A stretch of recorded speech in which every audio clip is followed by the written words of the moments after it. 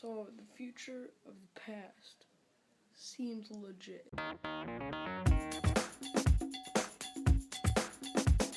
Right, so let's talk about X-Men Days of Future Past. This time around, we focus on the Wolverine being played by Hugh Jackman.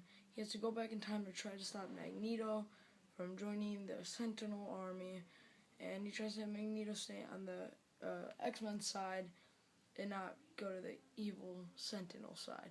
And that's our story. I wasn't particularly looking forward to this movie. I don't know, I just wasn't really amped for it. But I wasn't dreading it. I was like, oh, okay, whatever. And I gotta say, X-Men Days of Future Past is a very good film. I didn't think it was as good as, or X-Men Days of Future Past was a good film. I did not think it was as good as First Class, though. So let me get talking about it.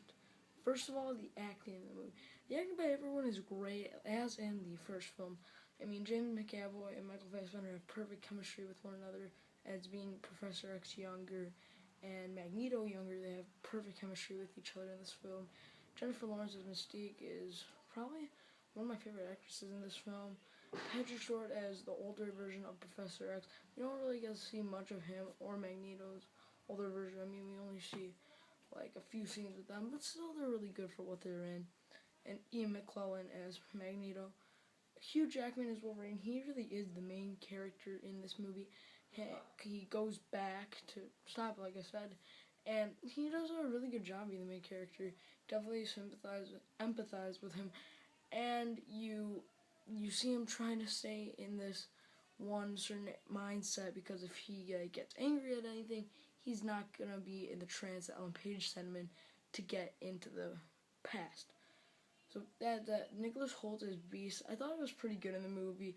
I mean, he was really good in the movie. I thought he could have been in the scenes a lot more. Peter Dinklage, he wasn't that good of a villain in my opinion. I feel like anyone could have played him. He wasn't that menacing at all in my opinion.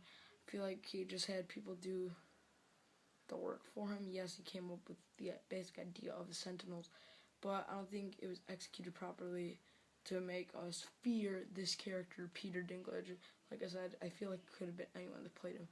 And Evan Peters in the movie, he plays Quicksilver. I thought there should have been way more of him. I mean, he is great in this movie. He definitely has a lot of comedic tone. Not to mention, the comedic tone is great in this film. It's one of the funniest movies I've seen all year.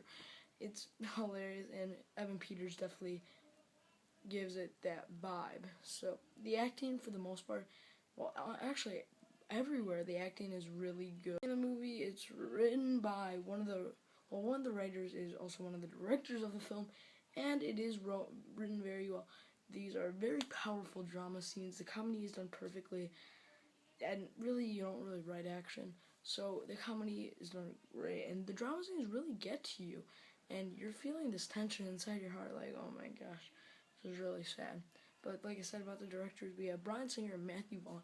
I believe Bryan Singer directed X-Men First Class. Not sure about Matthew Vaughn, but that was really good too. And here you can definitely tell that it was the same guy. I mean, he has the same kind of directing style, and that is really good. There is no shaky cam in the film. It is filmed really well, the action, and you definitely get to see everything that is going on in the movie. The box office, this made $90 million, which is about half of its budget, which its budget was $200 million, for crying out loud. And I definitely think it deserved that, because this movie is one of the funniest films of the year, and one of the most powerful films of the year. I mean, I guess pun intended, considering it's like a superhero movie, but the movie also runs at 2 hours 11 minutes, and I definitely do think that it does drag in a lot of scenes. I mean, I was nearly about to doze off in this first scene in the 20-30 minutes, but for the rest of the film, it definitely does pick up, and you're invested in the story for the next hour and a half, and you really like all these characters, and you sympathize for Michael Fassbender, why Magneto turns to the Sentinel side. We get to really see more of that, and I definitely like that about the movie. So overall, it had great acting, great writing, great direction, great, powerful scenes of drama, and like I said, one of the funniest movies I've seen all year. So overall, I'm going to give X-Men Days of Future Past a 4 out of 5 stars. It's not a perfect movie, but it is a great film. So I definitely suggest you go and see this movie if you can see it as soon as possible. So yeah, thank you guys for watching, and I'll see you guys later. Bye.